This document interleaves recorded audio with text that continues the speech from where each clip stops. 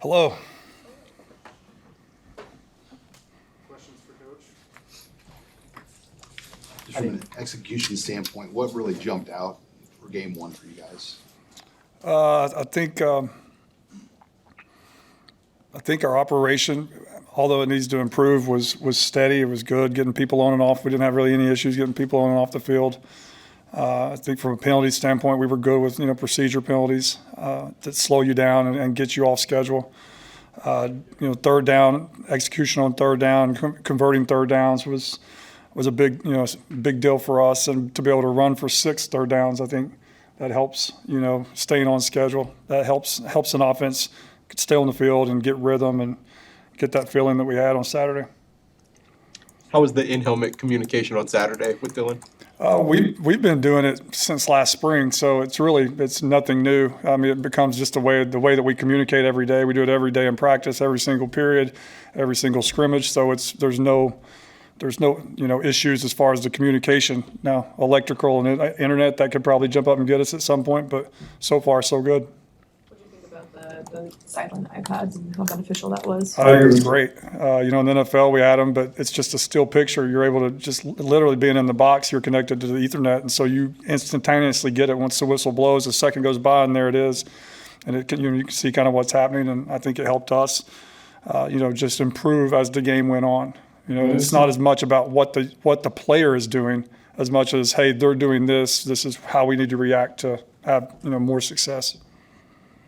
What did you think of Dylan's performance overall, and what did you maybe talk to him about improving when you sat down this week? The number one thing was just the operation, the rhythm of the offense, and taking care of the football, and he did all 3 of those. I thought he again, talking about a culture of excellence. I mean, he was prepared. He knew exactly where the ball needed to go. He was accurate with the ball, took care of the ball. I was just really excited to see it because I knew, coming up that tunnel walk, that was a lot of years and a lot of memories and a lot of days of anticipation and excitement. And I was hoping that he was going to be able to come out and just play, and just play like he does. And you get nervous sometimes that a young guy gets and tries to do too much, and it's just too emotional.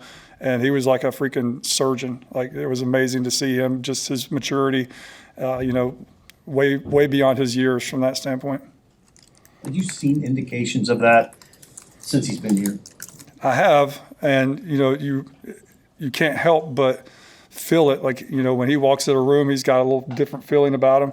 But again, just scrimmages and practices, I've seen in 20 years of coaching.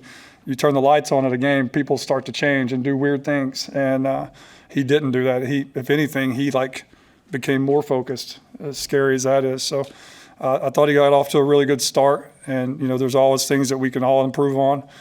He's going to continue to improve on his footwork and how that's the timing of the plays and the passing game stuff. He's going to obsess over all that to make sure he's the best version of himself, like he always does. But just super pleased with everything from the brain to the ability of what I saw on Saturday. Well, you guys are in the 2-minute at the end of the first half, and it went as smoothly as it did. Is some of that attributable to the fact that you're able to talk to him in the huddle? I know you've already talked about the headset, but how much of that was just him being able to know what to do and have that presence? Like, if he didn't have you in his head, do you feel like he would have run that as well? I still think we would have had the same success. I mean, we have a menu of plays that we're going to get to, certain situations. We have words that explain situations, so there's not a lot of talking. Coach Rule has been with him for a long time now. He's done an unbelievable job starting in the spring, through the summer, into fall camp, of creating situational football. As little as, not just that 2-minute, but just, what we're doing on 3rd and 4th downs, and the communication that's layers and layers ahead of even before you have to make that decision allowed us to have success. So that was really good to see. I won't go off on a tangent. To have that 2-minute drill right before the half, you always want to try to get a 2 minutes somehow, some way. And we were able to manufacture one, and hopefully we'll improve because of it. Because of the way that drive started with him getting sacked and having to come out of play and being 3rd and long, under a minute left, is there any thought there on your part, on Coach Rule's part, like just kind of pack it in for the half, or were you pretty adamant about trying to score there? No, we were adamant. I mean, we had timeouts, and we've practiced that so much. Like, we were not going to miss an opportunity to go score a touchdown, and we trusted our players, trusted our receivers, trusted our O-line, trusted the quarterback, trusted the running backs in protection and decision makings. that it was just, we were anxious to get to that moment to where we could go and see if all the work that we had done, could come to fruition. How do you feel about the protection, offensive line play in general? I was pleased. I was really pleased. I thought, the one sack, he kind of moved up in the pocket. It was kind of an awkward because, there was a miscommunication with the receiver. He thought the guy was going to be somewhere, and it kind of got him off track in the pocket. But other than that, I thought they did a tremendous job, with Dylan's help of, just making sure we're moving in the right direction to the right people that are rushing to make sure that we can get that protection. I thought in the run game we were able to, to run the football by handing it off, and that was something that I wanted to see, that, not utilizing as much a quarterback run as, just traditionally handing the ball off. I wanted to see what that would look like, and I was very pleased. Was there anything you learned about that running back room this week? How do you tighten that up a little bit more?